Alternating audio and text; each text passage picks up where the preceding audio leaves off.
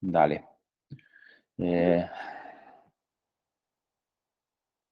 Bom, eu vou repassar para todos aqui a nossa agenda, e aí a gente dá o início da apresentação, tá? Então, como pontos, a gente vai tratar os objetivos dessa proposta, né, e essa solução com a utilização de cache, os ajustes que a gente vai trazer para o recurso de frete dinâmico, as mudanças e efetivamente, né, o que vai precisar ser feito por parte dos partners que trabalham com esse recurso, né, o mínimo, né, obrigatório para se trabalhar com essa nova estrutura, né, de JSON e alguns headers que vão ter que ser adaptados, novo contrato da requisição e respostas, a gente vai estar apresentando, né, chamadas de requests efetivamente, todo o conteúdo relacionado à parte do cache, né, do cacheamento, e ao final a gente coloca aí disponível para as perguntas e respostas. Em relação às perguntas e respostas, é importante a gente ter um íconezinho já para utilização aqui direto no Meet, tá? Então, podem somar por ali, que aí no final a gente consegue já ir seguindo por aquele, por essa parte. Bom, dando início e trazendo aí para apresentar toda essa parte mais técnica e todo o contexto do projeto, a gente vai estar trazendo o Alex Júnior aí, que é da parte de Seller Logistics, aqui do Mercado Livre, e é o dev que fez parte, né, de toda essa parte, todo esse projeto da estruturação e tem conhecimento excelente sobre tudo relacionado à parte de frete dinâmico que vai estar aí apresentando para a gente, tá?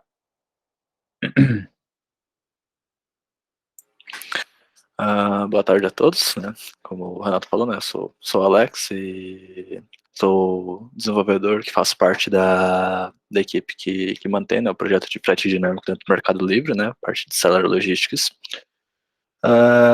E hoje, né, eu vou explicar um pouquinho mais de todas essas modificações que estamos fazendo, né, dentro do frete dinâmico para e dar um contexto, né, por que a gente está fazendo isso, quais são os nossos objetivos, né, explicar num detalhe um pouco mais de cada uma dessas modificações, que né, no caso são as mudanças do contrato, né, de requisição-resposta com os partners e também a questão do caixamento de respostas, apresentar o nosso cronograma para execução dessas mudanças e depois tirar dúvidas e ouvir eventuais comentários sobre essas alterações.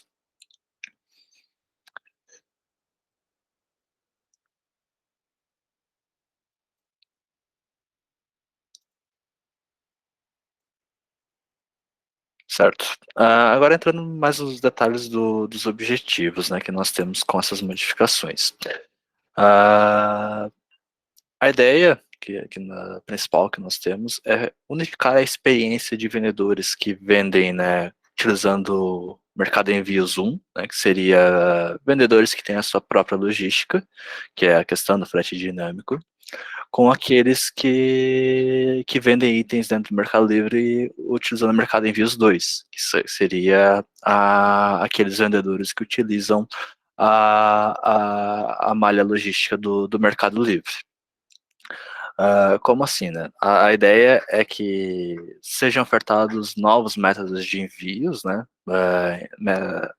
Deixando de existir apenas lá o método de envio lá, o standard, né, o normal e o expresso, passando a existir novos métodos, como, por exemplo, same day, next day, 2 days, assim por diante, e também permitir que a existência do carrinho de compras, né, o carrito, onde que quando um determinado comprador comprar mais de um item, né, do mesmo vendedor, vai ser possível enviar todos esses itens no mesmo pacote, né? Com isso vai ter uma experiência melhor para o comprador, onde ele vai ter apenas um código de rastreamento para acompanhar os envios, vai ter um custo de envio mais barato, né? Porque como está despachando tudo no mesmo pacote, acaba ficando mais em conta esse envio e assim por diante. Outros pontos que nós também estamos buscando, né, melhorar é também a questão da resiliência, né, do frete dinâmico, né, A ideia é que nós não tenhamos a dependência, né, em tempo real, né, dos serviços dos integradores, né, que a gente consiga armazenar as respostas, cotações do nosso lado por um tempo, evitando assim problemas quando tiver algum integrador tiver algum problema com sua infraestrutura e não puder atender, né, responder às nossas requisições de cotação de frete. E por fim, né, é redução também de custos de infraestrutura dos partners, como a gente vai estar diminuindo a quantidade de requisições, né, com as nossas soluções. A ideia é que também vocês tenham uma economia com essa questão de infraestrutura. Bom, agora entrando mais no detalhe, né, das modificações que a gente está propondo, né, a primeira é referente à mudança do contrato, né. Entrando mais no detalhe da parte do request, né, da requisição, houveram algumas modificações, como, por exemplo, né, a questão, né, do salary buyer de estar na raiz, né, da estrutura, dentro do item, da lista de itens, né, para cada um dos itens. Nós incorporamos alguns campos novos, como, por exemplo, o Variation ID e o Category ID, né, com esses caras, né, campos, né.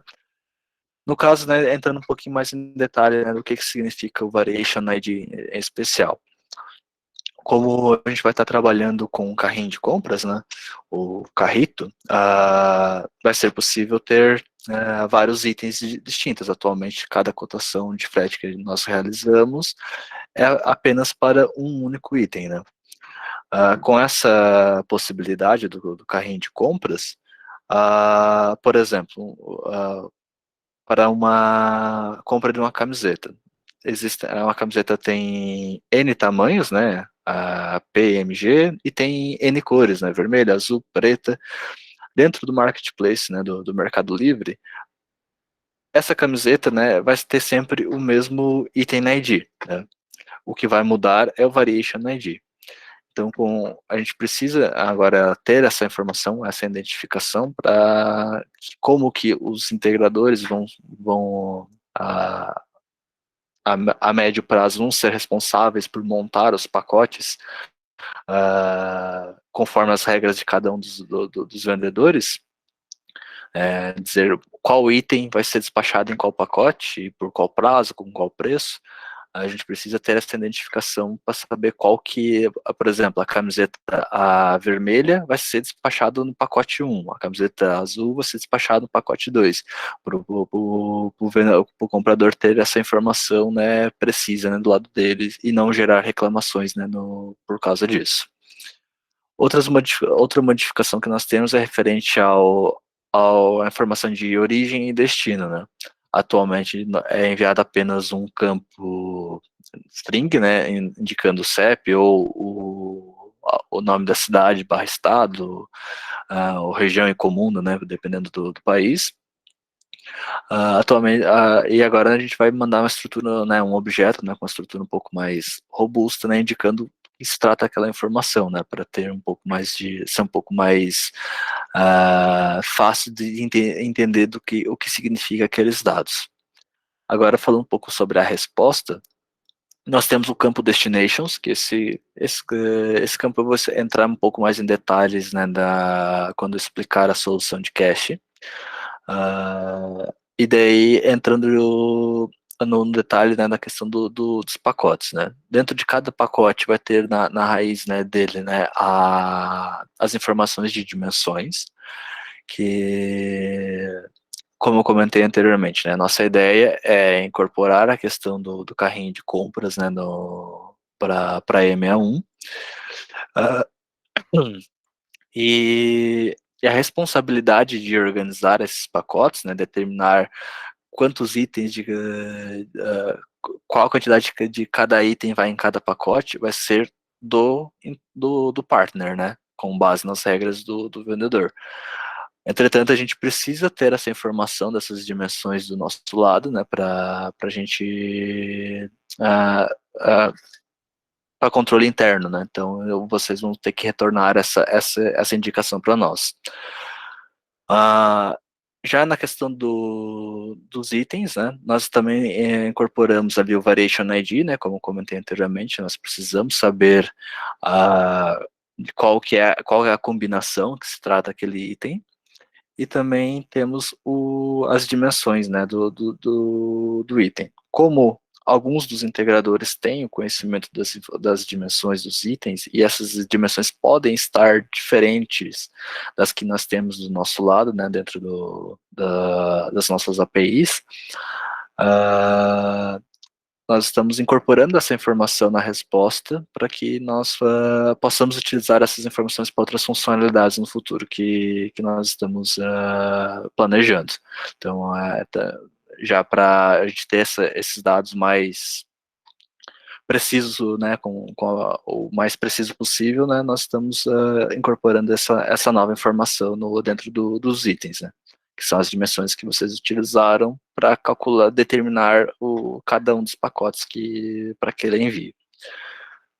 Já sobre as cotações, nós tiramos o campo caption, né, que era que determinava o método de envio, né, que se era normal ou expresso, porque a partir, né, desse rollout em produção que nós vamos fazer, nós que vamos determinar qual que é o método de envio com base nas regras de métodos de envio do Mercado Livre, né? Com isso a gente vai manter a experiência de ME1, né, de vendedores que têm a sua própria logística muito semelhante à experiência dos vendedores que usam a logística do Mercado Livre. E por fim, né, a última modificação foi referente ao error code, né, que antes é retornado dentro de itens, né. Esse error code não vai ser mais permitido retornar, né, com o código 200, né. Agora, quando tiver algum item com problema, será necessário retornar um código 400 ou 500, de acordo com o cenário que está acontecendo, né? E dentro de uma estrutura específica de resposta, que está lá na documentação de OpenPlat, né, do frete dinâmico.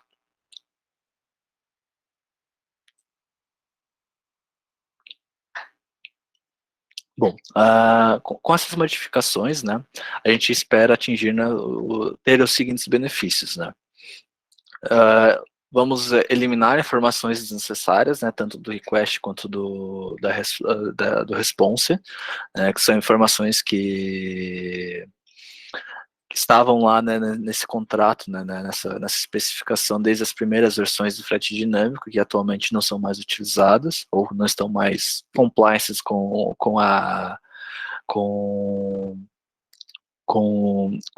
as diretivas, né, que estão sendo tomadas para a ME1. Nós vamos incorporar também outras informações, né, como, por exemplo, Variation ID e a categoria do item, né, dentro do Mercado Livre, né, que isso vai permitir criar novas regras de frete para criar essas cotações de frete, e também o suporte ao carrinho de compras, né, que com isso a gente vai melhorar a experiência tanto de vendedor e comprador, oferecendo, né, envios mais otimizados, com custo de envio mais barato, né, tanto para vendedor quanto para comprador.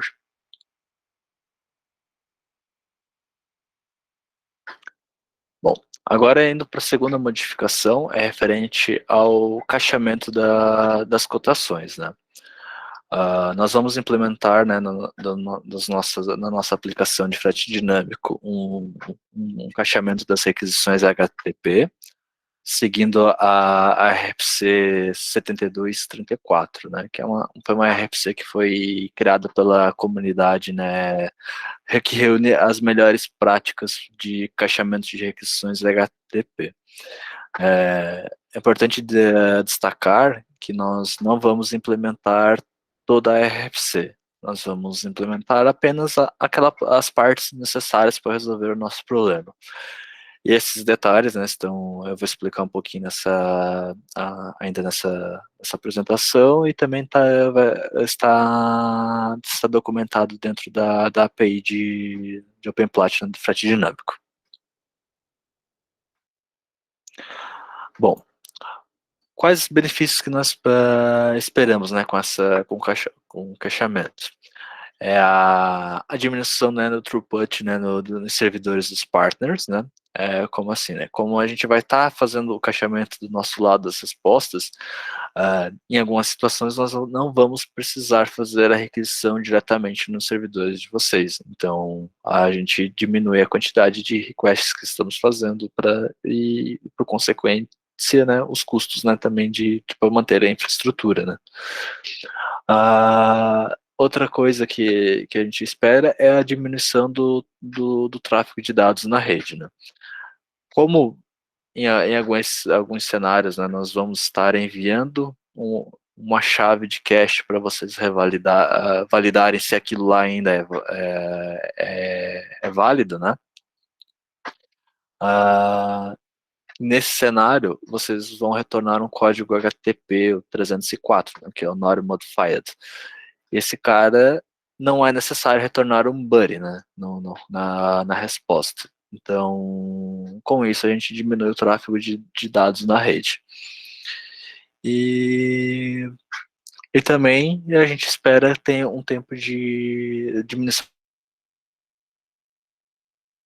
né? Como a gente vai estar trabalhando com cache, né? Por exemplo, fazendo a revalidação de uma resposta, né? De uma cotação que nós temos cacheada nos nossos servidores. Quando a gente fazer essa revalidação e vocês indicarem que essa resposta continua válida, lá com o código 304, né, HTTP 304, com isso, vocês não vão ter que fazer nenhum tipo de processamento para gerar uma nova cotação, né, de frete, né? Então a resposta acaba sendo mais rápida. E também, nos casos que a gente não precisa revalidar, né, essas respostas que a gente tem caixada do nosso lado, isso vai diminuir a quantidade de requisições e, naturalmente, acaba melhorando a performance dos servidores. Por fim, né, o último benefício que a gente espera atingir é a adoção das melhores práticas, né, do protocolo HTTP. Apesar de que não exista nenhuma especificação, né, de papéis REST, né, que impeça, né, a utilização, por exemplo, do verbo post para obter um recurso, né, como a gente está fazendo uma cotação de frete. Existe o método get, né, o verbo get, que é muito mais apropriado para esse tipo de cenário. Então a gente vai estar fazendo essas adequações.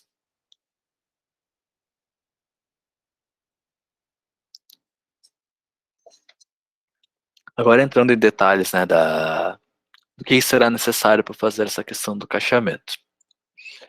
Como eu já comentei, né, vai ser necessário alterar o verbo HTTP dos endpoints de cotações de post para get, porque a gente está seguindo aquela especificação da RFC de cacheamento de respostas, e lá é indicado que não é uma boa prática fazer um cacheamento de respostas de qualquer verbo que não seja o verbo get. Outra modificação é, na nossa requisição que a gente está fazendo para os servidores de vocês, nós vamos adicionar um header chamado ifNoneMatch, que nada mais é do que a chave do cache de vocês, né, para aquela cotação. Daí pode ser um hash, enfim, né, isso cada integrador tem a liberdade de determinar a sua chave.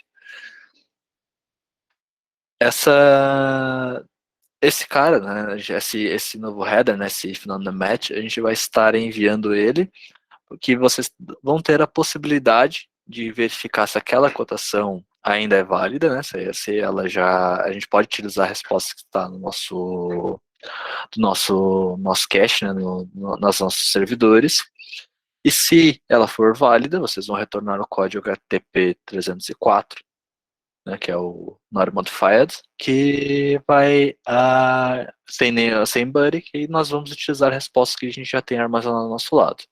Se caso aquela chave, né, de cache, né, já expirou, né, não é mais válida,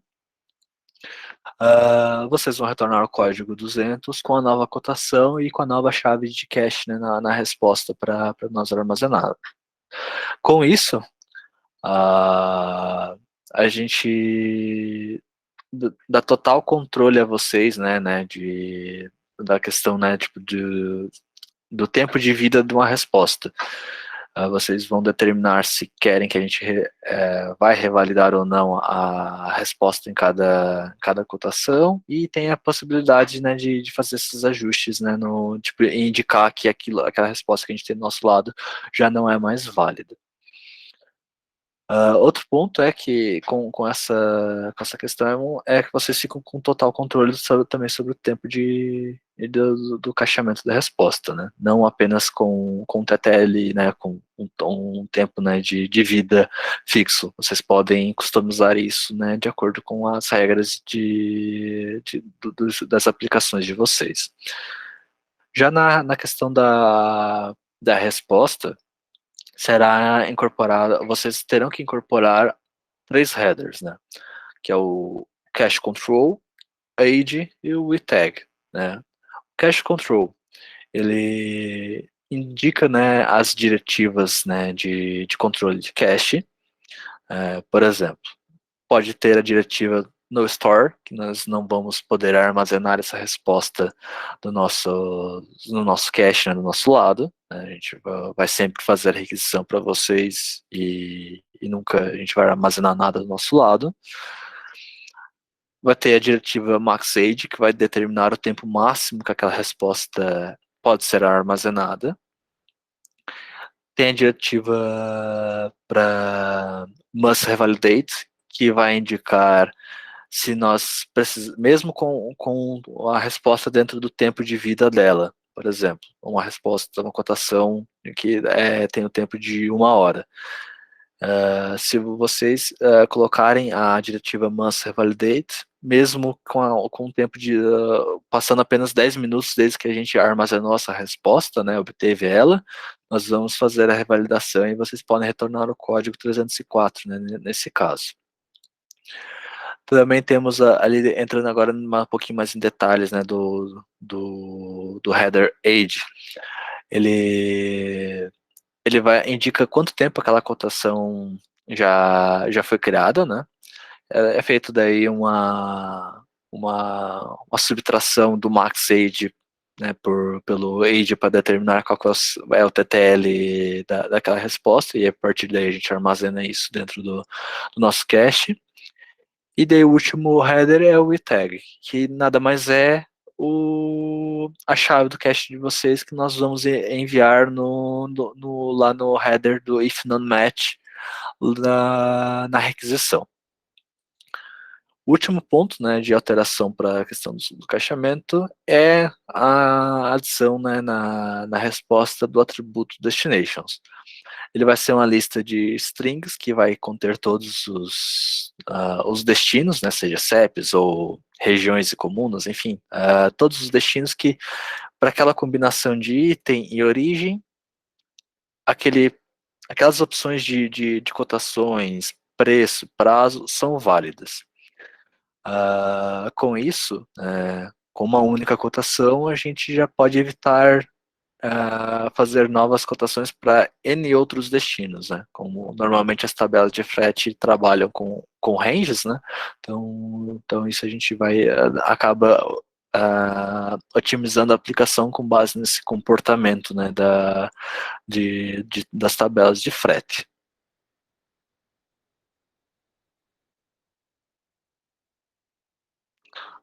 Bom, agora já entrando um pouquinho mais nos detalhes, né, dos resultados que nós obtivemos com essa solução do cache, né? Nesses últimos meses, nós acabamos entrando em contato com alguns integradores para que eles fossem parceiros em um projeto piloto para a gente validar essa solução, né? E aqui a gente está apresentando o resultado de um deles, né? Num período de 12 horas, né, houveram cerca de 8.000 requisições, né, para esse integrador, né. A taxa, né, de fallback desse integrador caiu de 15% para 0,57% com essas modificações. Ou seja, né, cerca de 1.000 requisições, né, cairiam, né, da nossa resposta, da nossa contingência, né, da nossa calculadora de frete que temos do nosso lado para responder quando acontece algum problema na requisição. Por exemplo, dá o timeout, né, não responde dentro dos 400 milissegundos, por exemplo. De 1.000 requisições, caiu para cerca de 100 requisições que tiveram esse problema. O tempo médio de resposta caiu de 230 milissegundos para 185 milissegundos, né, que é o case, né, que eu comentei, que a gente vai estar diminuindo a quantidade de requisições, vocês vão estar revalidando respostas, então acaba sendo mais otimizado esse tempo, né, de resposta. O hit ratio, né, do nosso cache ficou em torno de 50%, ou seja, para 50% das requisições que chegaram para que seriam direcionadas para aquele integrador, em 50%, né, desses casos a gente tinha a resposta do nosso lado. Então a gente diminuiu a quantidade de requisições que você está fazendo para o integrador. Nesse caso, né, umas 4.000 requisições. Com tudo isso, né, tipo, a taxa de fallback desse integrador, que era uma dos mais altos, né, um dos piores nessa questão nessa métrica de desempenho que nós temos, ele passou a ser um dos melhores, né. Então isso justifica muito, né, a adoção dessa solução. E também, né, é bom destacar a questão do uso, né, do atributo destinations lá, que retornar uma lista de destinos que são válidos, né, para aquela mesma cotação. Nesse caso, né, ali naquele quadrinho preto que tem no canto superior direito, tem alguns exemplos, né, de cotações, né, com quantidade de destinos que o integrador acabou retornando junto. Em um desses casos, por exemplo, chegou a retornar 500 destinos que aquela cotação é válida. Então, a gente armazenou para nosso cache esses 500 destinos também, o que acaba também reduzindo aumentando, desculpe, né, o nosso hit rate, né, do nosso cache.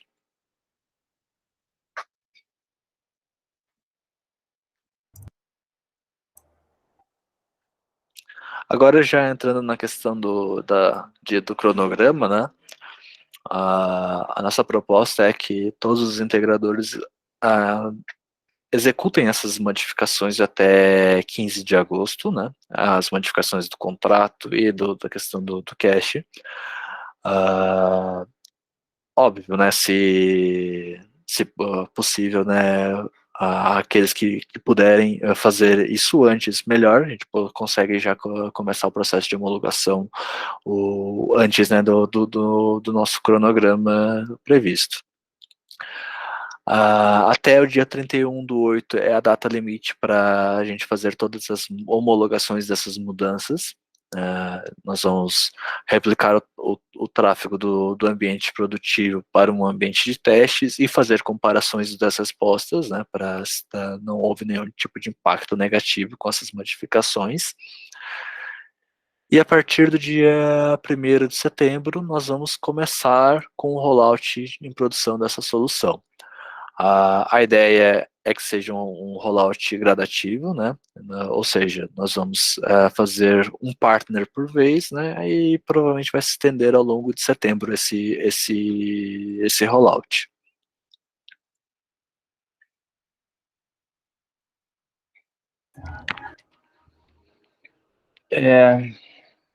Maravilha, Alex. Até entrar aqui para dar um tempo e você tomar uma água, né? Muito boa apresentação. Acho que é uma grande mudança para uma melhora super efetiva nessa parte de cotações e do frete dinâmico. Aí a gente vai partir para a parte de perguntas, pessoal. E se puderem aí, se tiverem alguma coisa que não ficou claro, el punto ahí principal para los hispanos también, si quieren traer alguna cosa que no quedó claro por la parte del idioma o lo que sea, también queden totalmente liberados para preguntar, y mismo por algún contenido, algo que fue apresentado y por parte de estar en portugués y ahí poder tener que dar alguna duda, también siéntanse libres para nos preguntar ahora. Bien, aí eu vou com uma primeira pergunta, na verdade, a que temos aqui, do Sebastian Ustinelli. Ele pergunta se a gente tem alguma chance de adicionar a parte de Available Quantity, porque, em teoria, ajudaria muito nos tempos de resposta. Não sei, aí, não sei se você quer dar uma resposta agora, Alex, mas eu gostaria de entender um pouco, se puder nos comentar, aí se puder comentar algo sobre isso, por que necessitaria del Available Quant. A mim não quedou muito claro qual seria a necessidade versus impacto.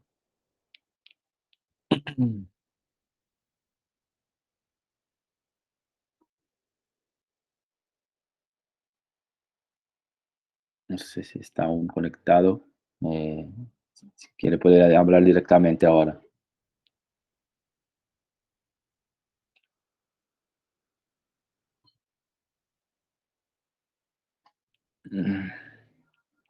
Bien, creo que no, sin un pouco mais de contexto, pero se quiser dar uma resposta, Alex, se você vê algo possível por esse caminho, mas eu queria só entender um pouco mais de profundidade antes de... Eu imagino sobre a questão, né, de para a gente enviar o estoque disponível na requisição, né, que o que a gente tem do nosso lado, para eles não terem que fazer esse tipo de controle. Sim. Isso é possível de ser enviado, né? Nós podemos até fazer algum tipo de estudo quanto a isso, porém, a ideia é que é justamente o problema que a gente existia com a questão do error code, né? Quando a gente eliminou essa possibilidade, né? Ao longo do segundo trimestre, né, do Q2, né? Deste ano. A ideia é que frete dinâmico não tenha nenhum tipo de controle de estoque, né? Isso tem que ser feito o controle de estoque através das outras APIs que são disponibilizadas por OpenPlat. A ideia do frete dinâmico é a gente só apenas fazer as cotações, né? E então, quando um estoque não está mais disponível, né, então, um produto não está mais disponível em estoque, perdão, o integrador vai utilizar as APIs de OpenPlat para indicar, né, que aquele produto não tem mais estoque disponível, e a partir daí não vai ser realizado mais cotações de frete em função que a nossa página no Marketplace, né, a VIP, não vai fazer essa requisição porque não tem mais estoque. Então a princípio não é necessário enviar essas questões de frete, de estoque, porque senão a gente acaba voltando ao problema de estar controlando o estoque e a gente não consegue mais armazenar dentro do nosso cache essa resposta, entende? Perfeito, Alex. Eu acho que vem muito por esse lado mesmo, essa questão, porque aí a questão do controle de estoque não necessariamente está relacionada à parte da cotação. Aí não sei se te serviu a explicação, seria essa a ideia. Temos a parte das cotizações que estão como algo separado de lo que seria o controle do estoque, da quantidade del ítem. Por isso, hoje nós trabalhamos de añadir esse dado y no veo que sería la idea de agregarlo ahí. Bom,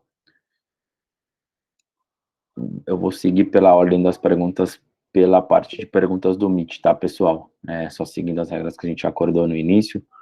E Aí a gente vê se alguma coisa ficou pendente no final. Bom, Leonardo Teixeira, as dimensões em itens de respostas devem ser os mesmos dos itens enviados na requisição? Certo. Alex. Não necessariamente. Esse controle, né, que a gente está incorporando é justamente no caso de que as dimensões que os integradores têm, né, para os produtos nas suas aplicações sejam diferentes das dimensões que nós temos do nosso lado, né, dentro das nossas APIs. Então, é possível que na resposta as dimensões sejam diferentes das dimensões que a gente enviou, que é justamente para pegar esses casos e que a gente possa atualizar dados do nosso lado no futuro quando identificarmos essas diferenças. Maravilha, Alex. Leonardo ainda, as dimensões dos itens são propriamente dos produtos ou de alguma consolidação do MELI? Para ME1 são dos produtos em si, né? Quando é cadastrado o item é informado as dimensões. Maravilha. Bom, a Bruna pergunta a respeito se a gente poderia comentar mais como funciona uma cotação e os itens que o lojista vai embalar numa mesma caixa. Se quiser, eu dou um contexto, depois a gente entra um pouco no detalhe mais técnico, Alex. Isso a gente está trazendo aqui já na apresentação, tá, pessoal? Mas é algo que é mais para o futuro, que é uma solução chamada de Bean Packing, que, enfim, essa questão de optimizar o pacote e conseguir trazer dois produtos que sejam do mesmo seller, no caso de M1, porque tem que ser do mesmo seller. A ideia é que, à medida que você seleciona, existe uma cotação, né, dentro da página da VIP, né, View Item Page, que já está sendo feita. Então, se o usuário, o comprador, está logado no Mercado Livre, a gente já sabe qual que é o destino desse cara e já parte uma cotação dali, ou ele insere algum CEP, né, e pede calcular, e é onde também parte uma cotação para o endpoint do partner. E ao futuro, né, onde a gente mira de poder alcançar, que num carrinho onde estejam inseridos produtos de M1 que sejam de um mesmo seller, a gente consiga refazer essa mesma cotação ali na página já de checkout, e reavaliar a questão do custo de frete para esse produto, né? Então, para esses produtos, né, na verdade. E aí a gente faz uma nova cotação enviando esses produtos do carrinho, que aí vão ser para esse mesmo seller, e aí tendo essa possibilidade de um novo valor de custo de frete aí já incorporando dois, ou enfim, três produtos que sejam desse mesmo seller, estando aí nessa mesma compra nesse carrinho. Se quiser profundizar algo mais, Alex.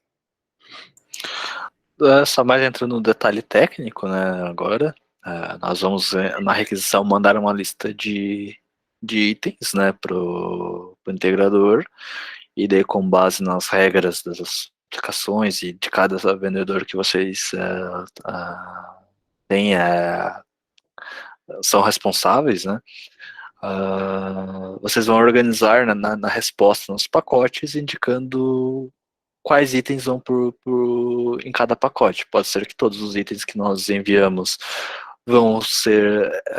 podem ser enviados em um único pacote, ou pode ser que cada item tem que ir em um pacote distinto e assim por diante, né? A gente torna mais flexível essa questão, né? Tipo, mais otimizado, né? Esse envio desses itens. Perfeito. Espero que tenha servido aí, Bruno. Bom, vamos seguindo. Thomas Weiner, el cache que almacenarán será por ítem o por rango de pesos como se cargaba en la tabla de M1.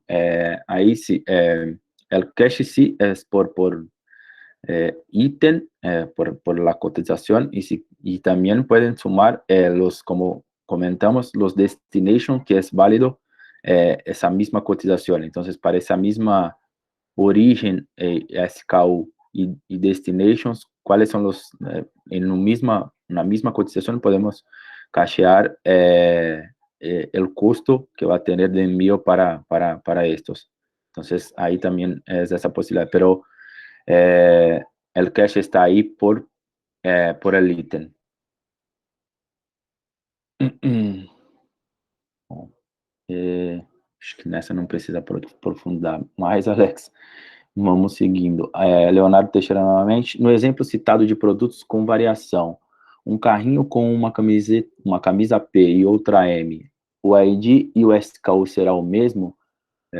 Aí eu posso, né, já responder. Aí só para ficar claro, o Leonardo, na parte de itens, né, já diretamente no MELI, você tem o Variation ID, que ele vai ser um por tamanho e cor, né, ele é uma combinação de atributos que geram um ID de variação, e essa variação tem um SKU específico dela. Então, cada variação tem um atributo seller SKU que deveria ter ali carregado o seu valor correspondente, tá? Então, para um item com variações, cada variação tem o seu próprio SKU relacionado. Então, tanto o Variation ID quanto o SKU de cada variação é diferente, tá? Só complementando também, né? Por que nós não estamos utilizando o SKU, né? Incorporamos o Variation ID, né, na requisição e esperamos ele de volta na resposta. Porque o SKU é uma informação que não é controlada pelo Mercado Livre, né? Isso é controlado pelo vendedor, então ele pode modificar, pode ter erros, alguma coisa que gere algum tipo de problema. Então a gente só está trabalhando com os nossos dados que a gente tem 100% de controle sobre eles. Perfeito, Alex. Obrigado.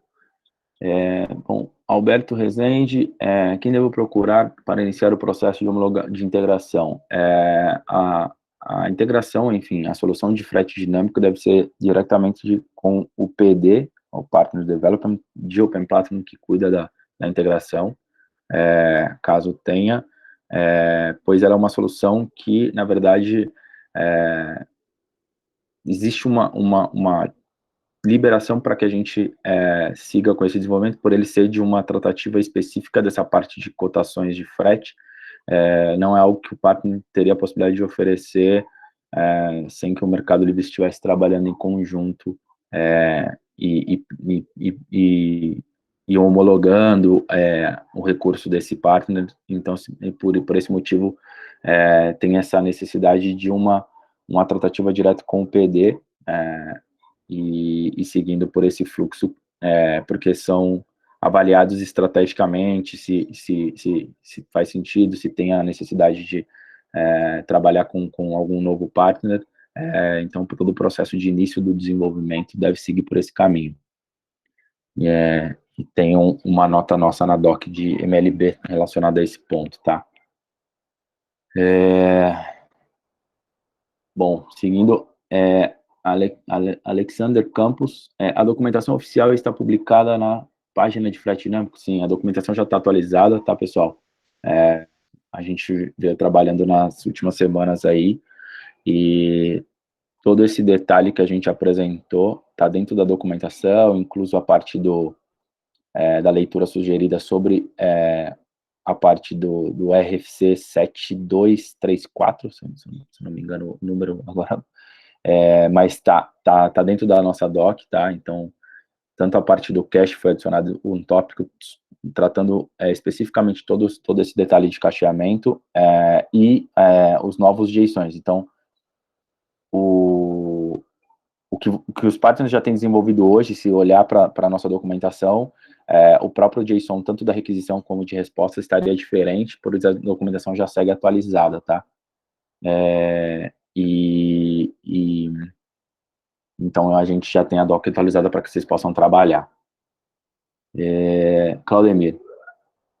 Sugestão, se o integrador vai ter o controle de medidas, quando temos um item com quantidade acima de uma unidade, poderiam já deixar a regra de empilhamento usada para controle?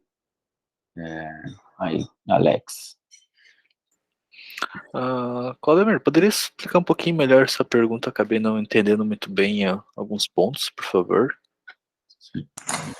O Alex, que hoje quando você tem um produto lá 50 por 50 por 50, e o cliente está comprando 2 unidades, o Mercado Livre ele manda é 1 metro por 50 por 50, né? Então, se a gente vai controlar a medida do item para devolver, às vezes o Mercado Livre colocar essa regra que ele usa, ou se vai permanecer ela ou não, porque daí a gente vai ter que fazer a verificação aqui da medida do item para confirmar ela, para atualizar se estiver errado, entendeu? Uhum. Entendi a pergunta. A ideia é a gente fazer essa migração gradativa, Claudemir. Inicialmente a gente está incorporando essas alterações no contrato, justamente pensando nesse endgame, né? De a gente só mandar o item com as dimensões que a gente tem do nosso lado, as dimensões unitárias, né, de cada item, e vocês fazerem o processamento do lado de vocês, indicarem quais são as dimensões do pacote com a composição dos itens. Porém, como essa é uma mudança um pouco maior e o desenvolvimento para essas mudanças, não sei se todos os integradores vão ter essa funcionalidade, né, que do nosso lado a gente chama de bin packing, mas cada um tem, seria a solução de empacotamento, né? Nós vamos incorporar essa mudança, né, dessas questões de contratos, já para deixar todo mundo compliance com isso, e a medida de Q4, né, do último trimestre desse ano e do início do ano que vem, a gente vai fazer essas modificações para que vocês tenham esse controle total, né, sobre como empacotar e essas dimensões. Show, Alex. Espero que tenha servido aí, Claudemir. Bom, seguindo, a gente tem mais uma do Léo. Haverá alguma consolidação dos itens do lado do Meli? Alex.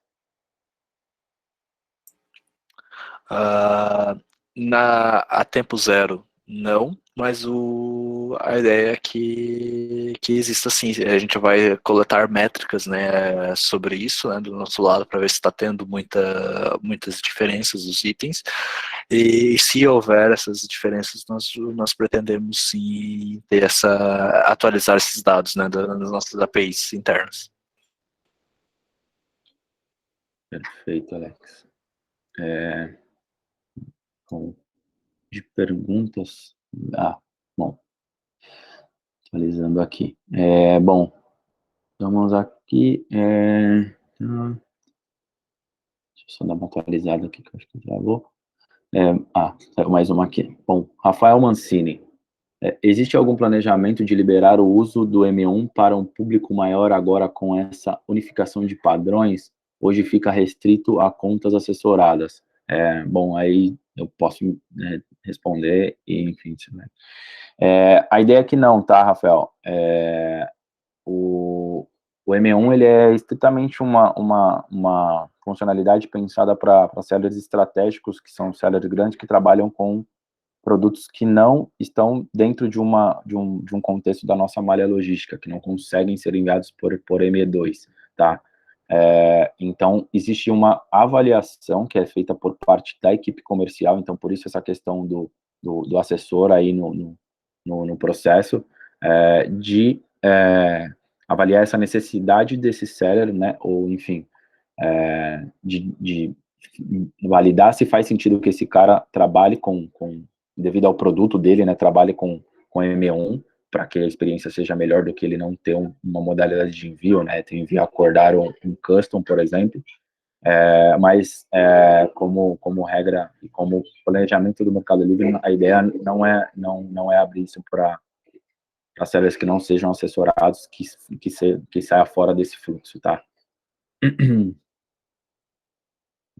Bom, seguindo, Alberto Rezende, desculpa, mas não entendi a questão do PD. Seria o que account? Estamos impedido de abrir chamados técnico, nossa app foi desabilitada devido ao grande número. Alberto, o PD seria para integrações certificadas. Então, no caso da integração não ser uma integração certificada e não ter vindo por um processo de trabalhar diretamente com a parte de frete dinâmico, não existe nenhum outro fluxo hoje que a gente estipule para essa funcionalidade, tá? Então, hoje o suporte é tratado como um benefício para os partners integradores certificados, e aí por isso essa impossibilidade de abertura de tickets, e hoje o cenário é este, tá, que a gente tem. Eu vi que alguns comentários aqui no chat, que não foram como perguntas, eu aproveito só para tentar contestar rapidamente. Maurício Tamis, ahí la validación y la homologación, Mari, sería en contacto con nosotros, ahí nuevamente canalizando directamente con su PD para traer a nuestro equipo interno y hacer la validación del endpoint. El punto es, no hace falta hacer una prueba directamente con algún usuario de prueba con el artículo, y sí validar si el endpoint está dentro de las reglas que estamos poniendo en la documentación. Entonces, se responde dentro del tiempo del límite de 400 milisegundos, y si tiene el contrato de la API como está en la documentación. Estando así, pasamos al proceso ya directamente de la homologación del endpoint, que ahí es canalizando directamente con su PE para traer las informaciones y poner las dos partes en contacto para hacer la homologación de los recursos, ¿vale? Bom, pessoal, acredito que a gente está em cima do tempo, e tenho, acho que mais alguma pergunta aqui, vou procurar, não, bom, de perguntas, Sí, acho que fica uma pergunta de Anderson. Anderson. Sim, agora vi uma mais. O seller ID da request é string ou inteiro? Na doc diz string, no payload está inteiro. Como é que você confirma? A gente entende que é um... É um int 64. Está sendo mandado como string justamente por estar um contrato ser uma requisição antiga, né? Como e agora a gente vai estar padronizando isso para int 64. Perfeito. Bom, pessoal, acho que a gente conseguiu apresentar aí todo o contexto e a solução que a gente está trazendo. A documentação, a gente tem ela toda atualizada já no dev site, e qualquer feedback a gente também está disponível para estar recebendo. Seguimos aí tentando trabalhar ao máximo com qualidade, entregar algo com efetividade e que surta um efeito positivo aí no trabalho de todos. Espero que para quem pôde participar e para quem está aí, a gente tenha conseguido trazer as informações necessárias, e seguimos trabalhando.